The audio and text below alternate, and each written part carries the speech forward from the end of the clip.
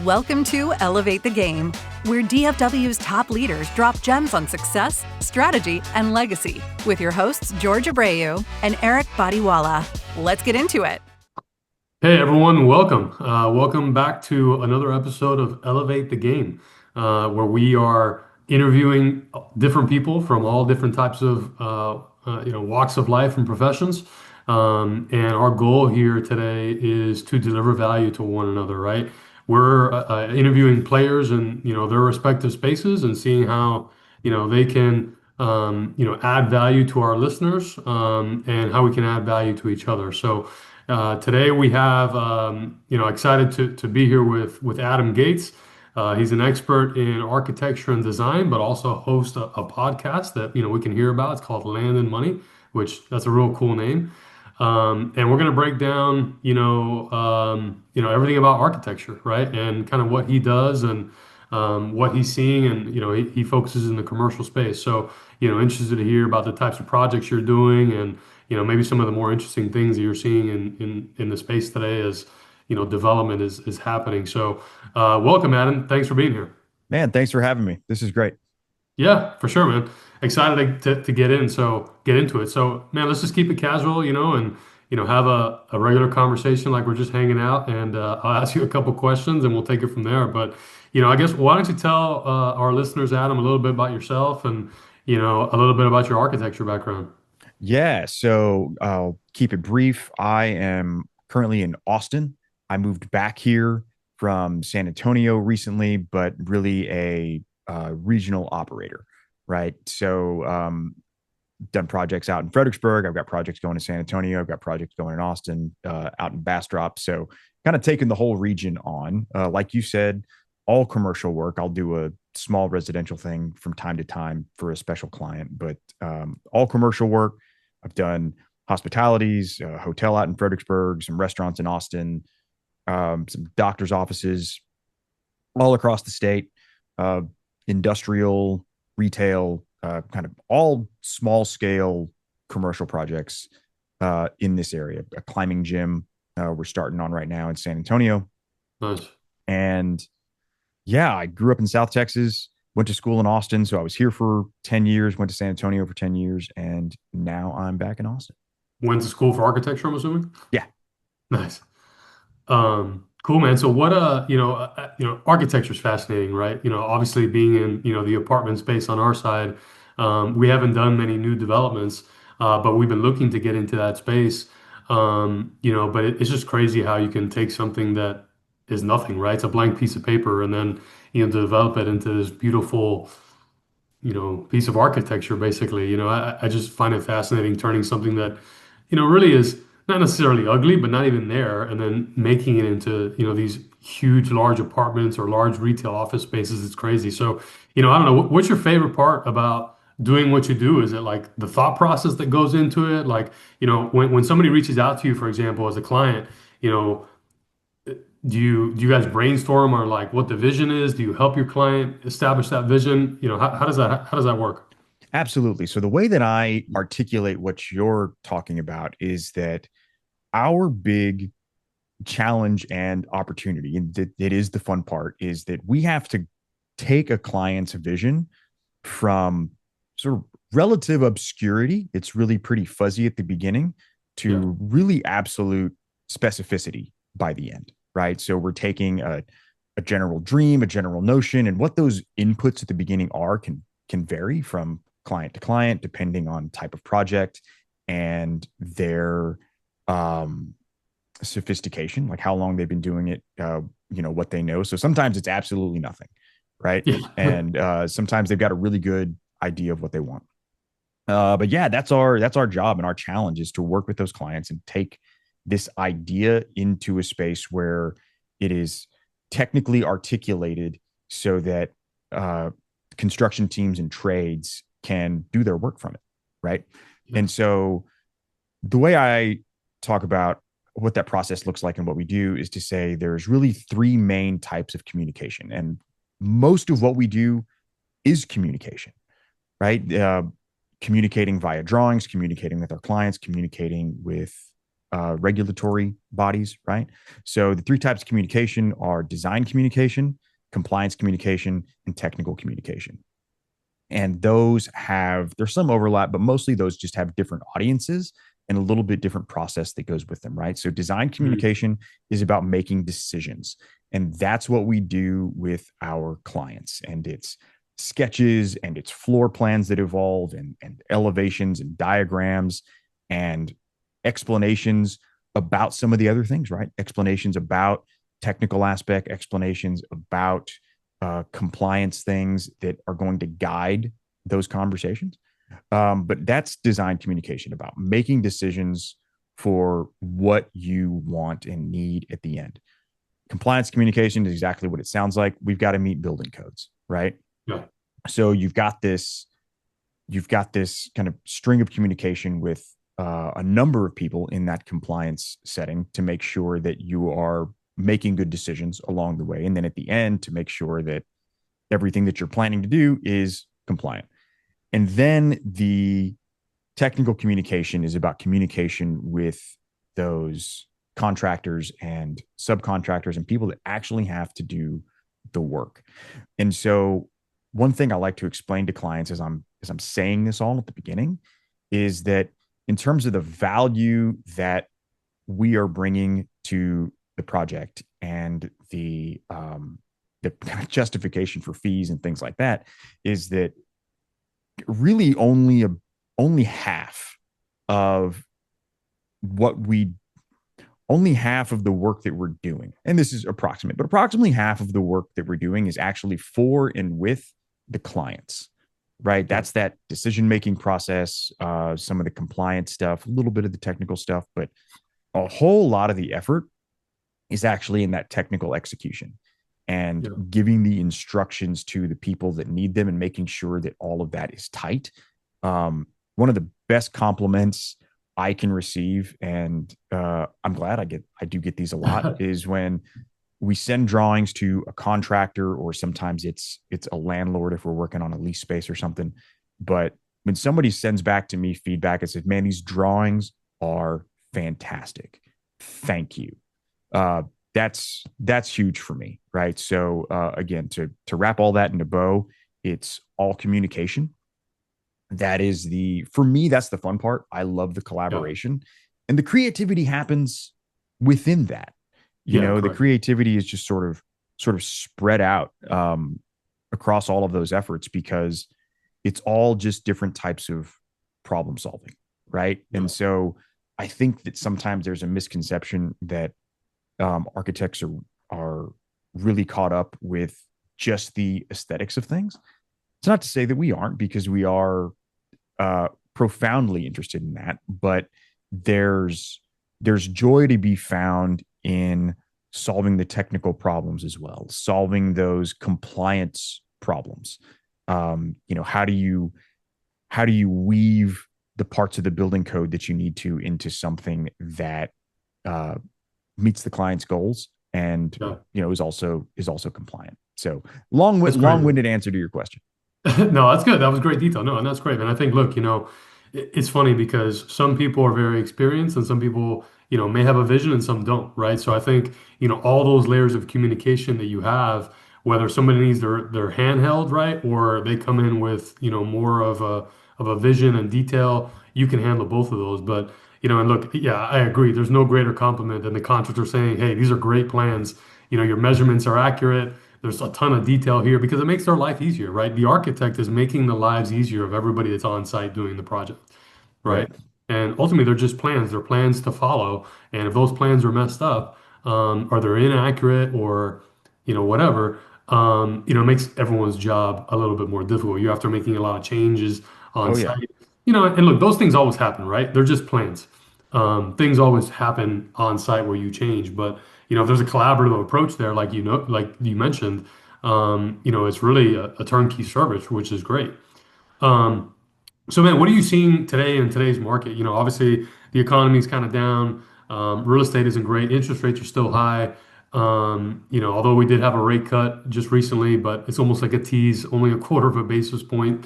Yeah. I think a lot of people are optimistic about 2026 and interest rates coming down some more. But what the clients that are coming to you, what are they building? What are they saying about their challenges and what projects are you executing on more today than others? So Is it office? Is it retail? Is it apartments? So it is not apartments. Yeah. I wish it was because I've had a big Yeah. mixed use project in the area that's been on hold since interest rates went through the roof. So it's just been sitting, waiting to get started again. We can get some financing. Um, I'm seeing more smaller things, right? And Mhm. obviously, I'm a small operator. I don't have or need a ton of volume. Mhm. And so uh, maybe take my opinion on this with a grain of salt because it's just what I'm seeing. And I'm also geared for smaller projects. So I'm Yeah. going to see what I'm geared for. Um, but healthcare still seems to be strong. Mhm. Now, a lot of that is buying up older centers, a lot of renovation, right? Yeah. Some new stuff at a grand scale. You got hospitals going up. Bigger than what I can do. Mhm. Um, I'm not participating in, but I'm watching from the side all of this AI data infrastructure Mhm. work because I know there's so much money going into it, Yeah. AI is crazy right now. right? And since I have a multifamily mixed use project that needs to get off the ground, I'm a little jealous, right? Like all the data center stuff is cannibalizing capital that could be going into other things. Correct. Yeah. But yeah, anyway, small stuff, small businesses that are growing, right? So small business, maybe Yeah. they've been around for 10 or 15 years. This climbing gym I'm doing is a good example. They've got 3 locations that they have opened over the last decade. All of those were like maybe small remodels, and they've done really well. They see some competition moving into town, and so we're giving them a new building and going vertical, right? Mhm. Hotel project was fairly similar. A small operator who was ready to scale up, and I think for the right kind of projects, and obviously you got to show your numbers. The money's there, right? There is money to be had. It's just not flying around like it was a few years Yeah, ago. for sure. Yeah, the market's slow. I mean, agreed apartments is definitely slower. I think it's all a factor of interest rates and cap rates, cap rate compression. Yeah, And yeah, I think I'm hearing a lot in healthcare as well. AI for sure, it's still taking off. So I agree with all those. So basically, your ideal client really is, somebody is like more of a small operator, like that hotel. How many units was that? 23. Yeah, boutique hotel in Fredericksburg. Got it. Nice. And then do you work like all around the country or? I can I can't say I've got any like nationwide projects at the moment. Yeah. Most states, it's it's pretty easy for me to get what's called reciprocity for my license because Yep. Yep. my architecture license is in Texas, right? Got it. California because they've got seismic, it's a little harder, but most other states I can pay a fee and get licensed in that state. So I can work in other places, but right now I'm mostly Central Texas. You said Fredericksburg, and I was thinking out of state, but that's also in Oh Texas. no, it is Fredericksburg, Texas, Yeah. about Okay. So, maybe so 90 your miles. focus is primarily in Texas, which is Yeah, good. That way the audience knows, kind of where your focus is. sure. I think that you said it was a rock climbing place, right? Rock climbing gym, yeah. Yeah, that's cool. There's actually one here pretty close to where I live, and that place is always packed, man. It's crazy. Um, so cool, man. It sounds like business is going pretty well, other than that mixed use multifamily that's not going up. But what other challenges are you seeing? I mean, other than just capital, for Yeah, like capital not the moving. multifamily apartments. Any other challenges that you're seeing out there? So I'm interested to see what AI does, just like everybody else, Yeah. right? And Is it going to take over the world? I don't worry so much about that in the short term. But I think so. What I'm watching in the short term is what's the effect of this illusion or this idea that AI should make everything so much Mhm. faster and so much cheaper, right? I think that there will be some of that because, and this is looking at it from the services I provide and how we do them. Um, AI is not going to replace this network that all this communication runs through. Hmm. Um, I don't think very quickly, right? You're going to have people using these tools, but those people still have to interact with each other, right? Yeah. And so all of that still has to happen. A lot of that is the effort. And so I can try to use AI tools to streamline parts of my process, provide more options, right? To provide a better solution than we might have come up with before because we can look at 1,000 options instead of 10, right? Yeah. Um, but I'm interested to see how the expectation changes, right? Like, oh, we have AI now, things should cost half as much, right? Correct. Yeah. Um, so I'm watching that, and in a similar vein, uh, just the all of the prop tech stuff that's going on because that's not Hmm. it's all AI adjacent, but like I don't know if you've seen Test Fit. Um, I haven't, no. okay, so everybody look at Test Fit. It's spelled just like it sounds. It is a it's called a maybe saying this right, a generative feasibility tool, right? And so you can take this software and it like auto generates parking lots and auto generates buildings, and you can move things around and everything updates automatically. Oh, It wow. is a very powerful feasibility tool that they're updating all the time, and they're starting to incorporate AI into some of that. But from what I understand, that's just good old software design, right? Yeah. Outside of AI. And so I haven't jumped into using TestFit yet myself, but it is a powerful tool that is going to streamline things, right? And so, um, yeah, that's kind of what I'm watching, and, Yeah. and like I said, the effects of how it's going to change expectations, because especially with AI in particular, it can maybe spit out an image of a cool concept, but there's still all the work to be done to make sure that it can be built, right? Yeah. And so maybe streamline some of the creative stuff, but can actually make some of the technical stuff a little bit more challenging. Yeah. I think ultimately, man, AI is just going to be used as a tool. It'll help us work, faster and be more productive. But at the end of the day, things are still going to need a human touch, Yeah. right? Thought process, um, you can't replace those. So, I think people that are scared that it's going to take over the world is a little bit of an exaggeration in my opinion. But everyone's entitled to their own opinion. But um, I think as long as we use it as a tool to help us be better, faster, improve. If we go in with that mindset, um, you know, our final product could be better, and it could Yeah. help us be more productive. So. But yeah, I mean, AI is interesting. We not that I think a couple weeks ago we interviewed somebody who was doing AI in healthcare to advance their billing system, right? So that was kind of cool in seeing that. So well, sounds good, man. Sounds like things are going good in the space.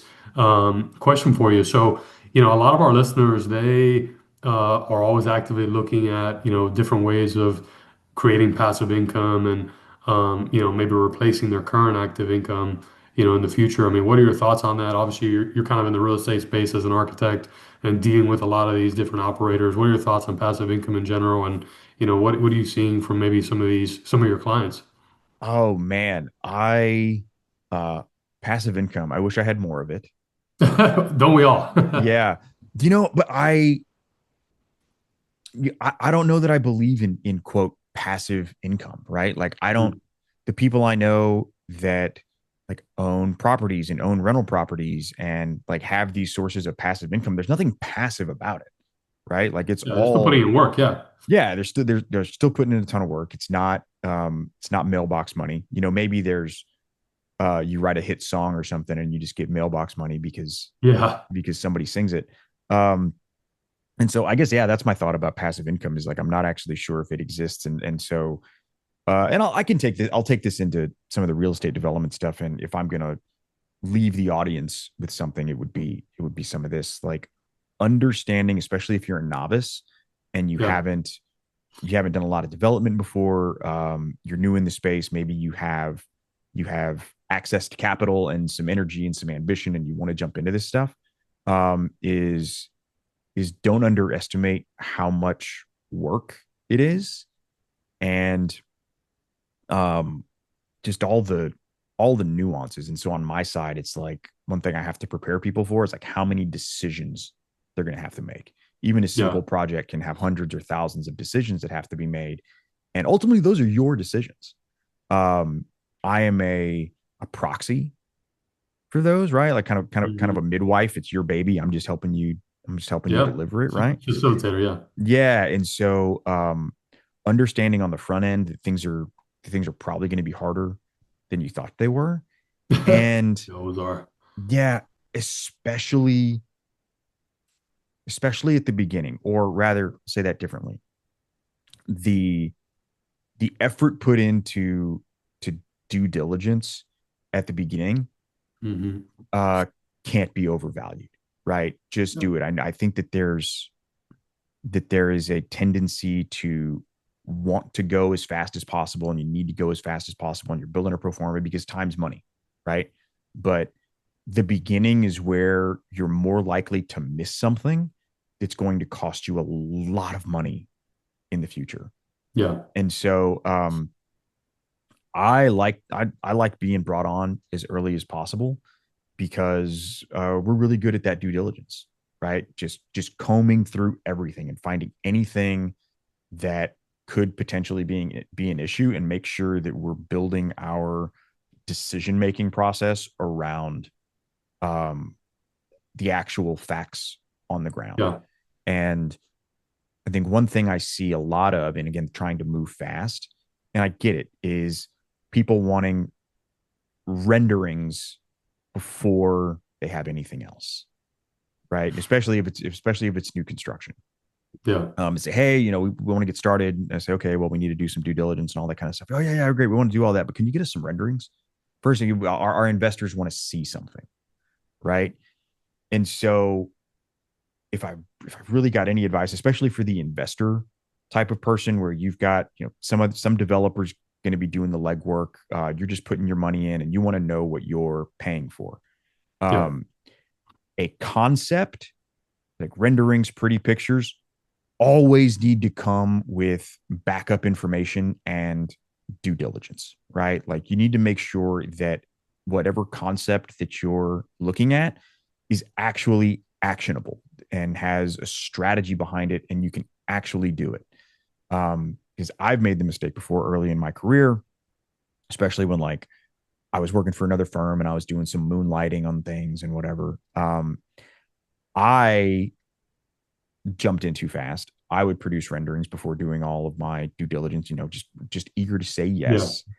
And then come to find out there's a drainage easement that goes through the middle of the site, or something that didn't show up on a survey, or whatever, right? Or actually, this is a big one that's related.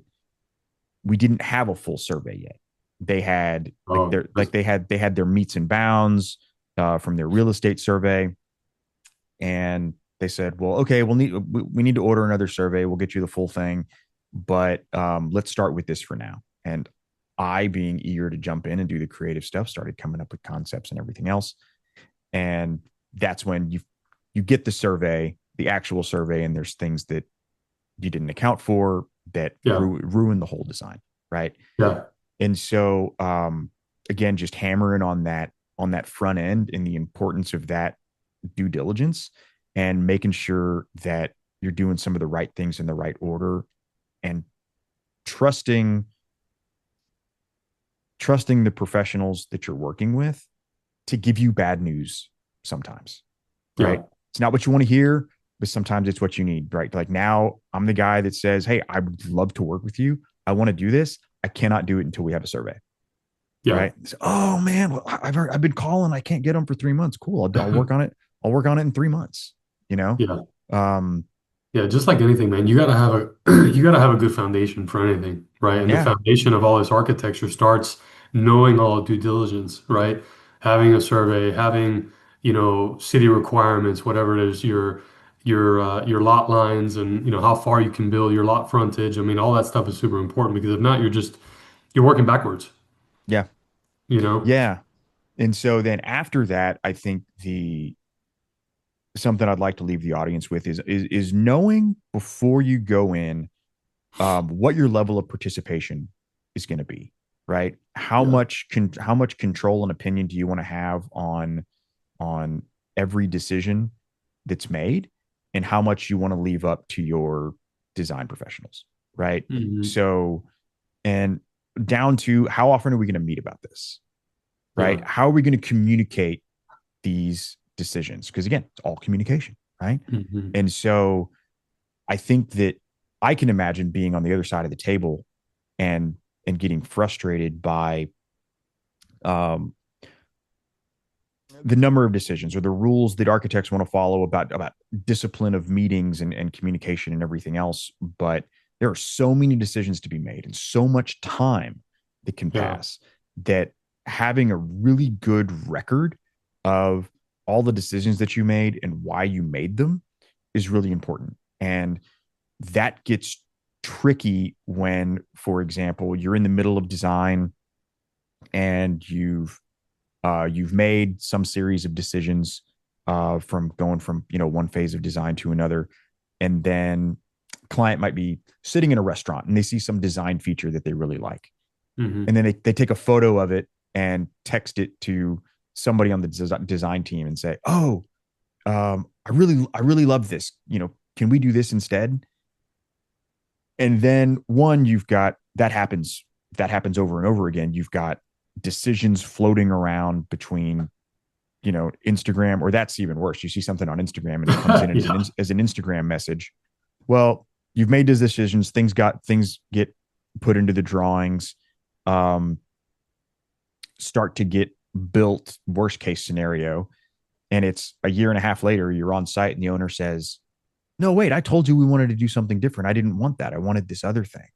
Right? And you're going, "What? I don't have that in my meeting notes. I don't have it in I can't find it. I can't find the email, whatever." And then you dig back 18 months and it was in an Instagram message, Hmm. right? And so yeah, I guess that's just the other overarching thing is understanding that so much of this process is communication, Yeah. and that the the best result is going to come from having a lot of uh discipline and process in that communication. Yeah. No, man, that's great advice, and I think maybe the best piece of advice you gave was we can't start on plans until we have a survey. Right? Because a lot of people will, waste their time, um, trying to reach out and trying to get things done. But I mean, you mentioned a lot of things that can help somebody, right? That maybe just doesn't have the experience, or just doesn't know the process, right? So appreciate all the insight today, man. I think that was great. For sure. We haven't had an architect, on the podcast yet, so I think this is great info for the audience. And, like I said, we have all different types of listeners. So, hopefully people will find this information valuable. But appreciate your time today, Adam. If people want to find you and contact you, what's the best way to reach out to you? Do you have a website, an email? What's the best way to reach you? Absolutely. My business website is awgstudio.com. That's my architecture firm website. And like you said, I have the podcast, Land and Money, which I'll plug real quick. That's not on the website, but you can find it. It's published everywhere. And it's conversations a lot like this, just all across the ecosystem. The brief background is I realized that as I started my practice and I was interacting with potential clients and everything else, I realized that I was kind of stuck in my silo. I had been podcasting about architecture, and that there was a whole lot more to this ecosystem that I didn't understand. Then I started to see that everybody else was kind of stuck in their silos too, right? Like we're all in the same business, we're all building things, but Yeah. we don't necessarily understand each other all the time, right? And so I have conversations just like this with engineers and developers and contractors, attorneys, etc. So if you like conversations like these, you'll probably like the Land and Money podcast. Yeah, awesome, man. Appreciate it. Yeah, I think I may tune in as well and just kind of see what it's about. I mean, anything talking about land and money interests me. So, That's right. just business in general. So appreciate your time today, Adam, man. This was great. hopefully our listeners were able to gain value from what we talked about today, and help them in any way we can. So thanks for elevating the game today with us, Adam, and we'll see you next time. Thank you, Eric. Anytime. Appreciate it. Cheers. Thanks for listening to Elevate the Game. If you're a mover and shaker in DFW with game to share, apply to be a guest at elevatethegamepodcast.com/guest.